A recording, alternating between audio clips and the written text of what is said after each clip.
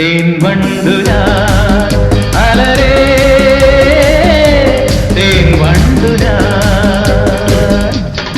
రా మీరు కానివ్వండి.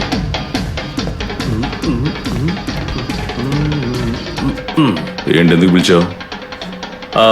నీ వల్ల తండ్రి లేకుండా పోయిన అమ్మాయి గురించి వాళ్ళ అమ్మ గురించి మాట్లాడాలి. పద.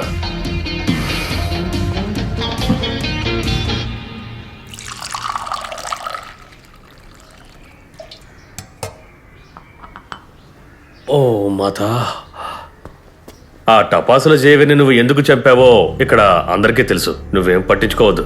వాడు మనోజ్ కాలు నరికేయడం వల్ల కొన్ని రోజులకి వాడిని కూడా పడుకోబెడదాం అనుకున్నా. వాడు చస్తాడని నేను అనుకోలేదు. రేయ్, వాడు చావవలసిన వాడేరా, కానీ నీ చేతిలో చావడమే నాకు దిగులుగా ఉంది. పోతే జేవియర్ భార్య జెస్సీ ఈ కేసులో ప్రధాన సాక్షి. అది జీఏ చెప్పాడు, కానీ అక్కడ ఎవరూ లేరు. లేదురా, తను చూసింది. ఆ విషయం స్వయంగా నాతో చెప్పింది.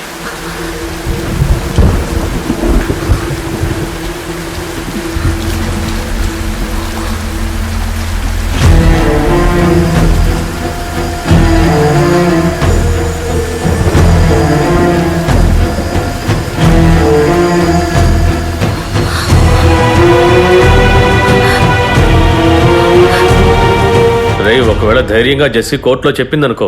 ఓ, దాన్ని వకీల్ మాతో చూసుకుంటాడులే. రే, ఆయన నీ సంగతి చూసుకుంటారు, మరి వాళ్ళ సంగతి?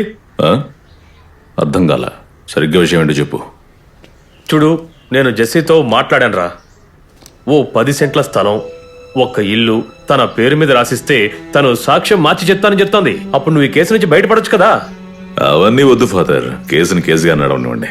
రే, నువ్వు ఇలా పనికిరాని మాటలు మాట్లాడడం ఏమీ బాలేదురా.